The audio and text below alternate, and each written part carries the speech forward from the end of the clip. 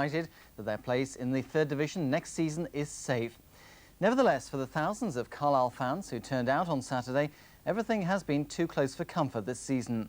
So what does the future hold now? This is the moment that will live on in the memory of Carlisle fans for years to come.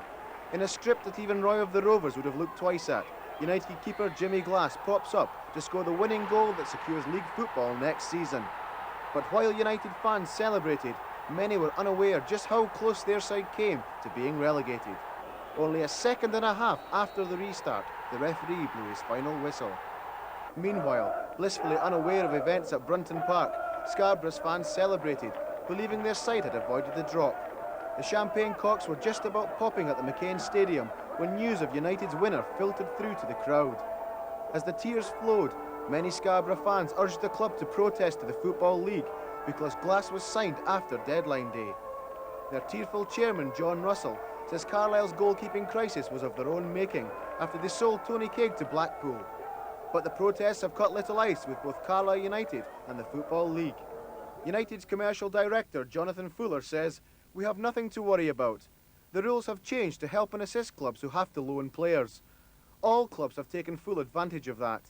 They are only allowed to play for the first team if all the other registered professional keepers are certified by the medical profession as unable to play in that team. Nobody said anything when Jimmy Glass let in 3 against Darlington or when he kept a clean sheet against Hartlepool." Meanwhile, United's players and fans can rest assured that the Scarborough appeal won't be upheld.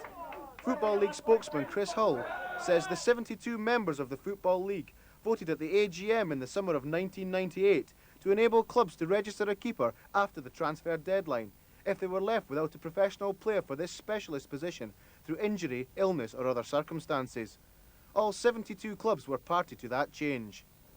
The Carlisle United board met at Brunton Park this afternoon, although the club would not say what was being discussed. However, with Michael Knighton this week announcing profits of around £1.4 million, it's likely many fans will want to see an urgent investment in new players to avoid a repeat of this season's dramatic events. If not, on Saturday, their players knew they had the club's 71-year league record resting on their shoulders.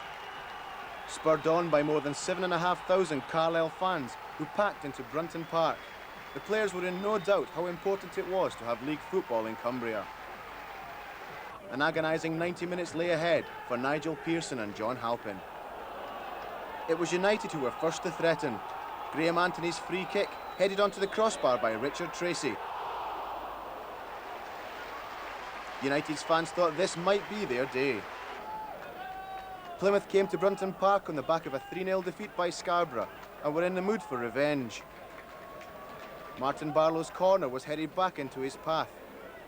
The midfielder took on United's defence, but his shot was straight at Jimmy Glass.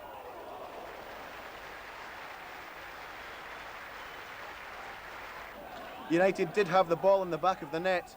Tony Hopper's cross was met by Scott Dobie, whose header flew past the Plymouth keeper. But the referee ruled that the Carlisle hitman had climbed over the Plymouth defender, and the goal was disallowed. It was agony for United's fans as their side pressed for the opening goal. Time was running out for United, with the team still gridlocked as they moved into the second half. With tension rising, United made some silly mistakes. Plymouth's Carlisle-born midfielder Steve McCall picking up a loose ball and releasing Lee Phillips. The 18-year-old starlet ran at United's Damon Searle before unleashing a wicked shot which left Jimmy Glass with no chance.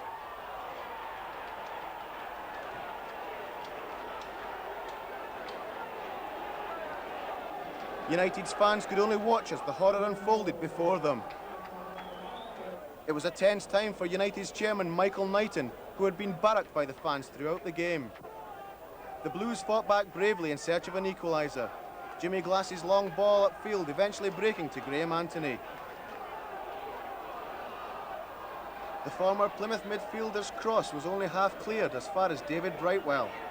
And the United captain's 25-yard strike found the back of the net and sent the United fans into a frenzy. Nigel Pearson urging the team on from the touchlines, refusing to give up the fight. United's captain leading by example and making no mistake, scoring what's surely the most important goal in his career. It was as tense on the terraces as it was on the pitch. United's fans, knowing their side needed one more goal to stand any chance of staying in the Football League. As the assistant referee signalled 4 minutes of injury time and news of Scarborough's draw with Peterborough filtered through, the crowd urged the Blues forward. Scott Dobie forcing a corner in the dying seconds of the game. Nigel Pearson urged all his players forward, including United keeper Jimmy Glass. The fans were on tenterhooks as the seconds ticked away. Glass making a late run into the box wasn't picked up by the Plymouth defence. The ball broke to the on-loan stopper who fired home from 6 yards, sending Brunton Park into a frenzy. The fans couldn't contain their relief and delight as they raced onto the pitch in celebration. The Swindon keeper scoring the most important goal in Carlisle United's history.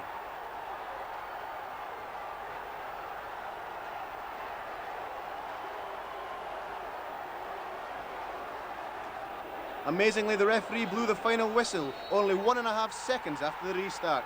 United live to fight another day in the Football League. It was an unforgettable experience for Jimmy Glass, a moment in football that will go down in history. It was the most emotional game I think I've ever played in. I mean, you can win cups, you can win leagues, but going out the bottom of the third division is obviously a big thing for any club in any town. When I come here, I just wanted to do the best, and hopefully, now Carlisle stay up. Good luck to them. So, what kind of experience was it for United's manager Nigel Pearson? Drained.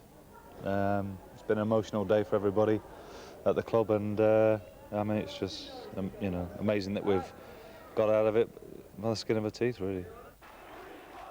But relief among the Carlisle fans was tinged with anger that the club has been allowed to get into this situation. The insults were directed at United's chairman, Michael Knighton. Well, I'm just delighted for the good people out there, not the nasty people, but the good people of Carlisle. Well done, young Richard Tracy, well done, everybody. Delighted for the city. We'll never let this happen again, we can't. We just need to get it right. And thank God, the script was brilliant. He's never scored a goal, Glassy. That was absolutely fantastic. I thought they deserved to win, but a perfectly good goal disallowed would have been lovely. And that's it for Border Sports Action this season. We hope you've enjoyed it. Have a great summer and bye-bye for now.